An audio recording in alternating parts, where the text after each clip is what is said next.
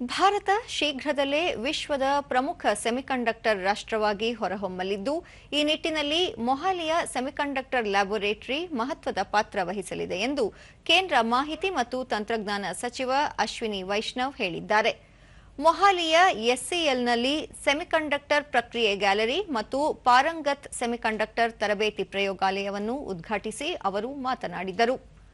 ಪ್ರಧಾನಿಯವರ India semiconductor mission ಅಡಿಯಲ್ಲಿ ಪಂಜಾಬ್ ಮೂಲದ ಈ ಘಟಕವನ್ನು ಸುಮಾರು 4,500 ಕೋಟಿ ರೂಪಾಯಿ ಹೂಡಿಕೆಯೊಂದಿಗೆ ಮೇಲ್ದರ್ಜೆಗೇರಿಸಲಾಗುವುದು.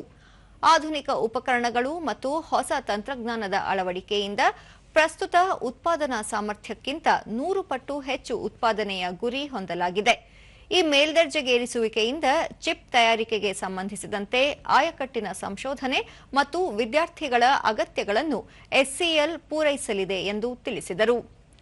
ಸಂಸ್ಥೆಯ ದೀರ್ಘಕಾಲೀನ ಬೆಳವಣಿಗೆ ಮತ್ತು ವಿಸ್ತರಣೆಗಾಗಿ ಎಸ್ಸಿಎಲ್ ಪಕ್ಕದಲ್ಲಿರುವ 25 ಎಕರೆ ಜಮೀನನ್ನು ಒದಗಿಸುವಂತೆ ಪಂಜಾಬ್ ಸರ್ಕಾರಕ್ಕೆ ಮನವಿ ಮಾಡಿದರು.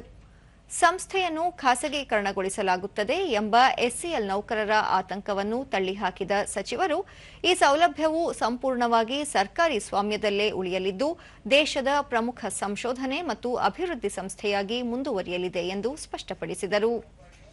टैलेंट डेवलपमेंट के लिए प्रधानमंत्री जी ने बहुत फोकस किया है और भारत एक यूनिक पोजीशन में आज आया है.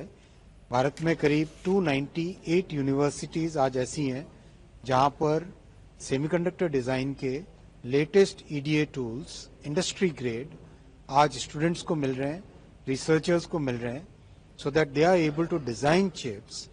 When students design chips, it's very difficult for them to get a facility where these chips can be manufactured. Tape out करने की facility बहुत rarely मिलती है.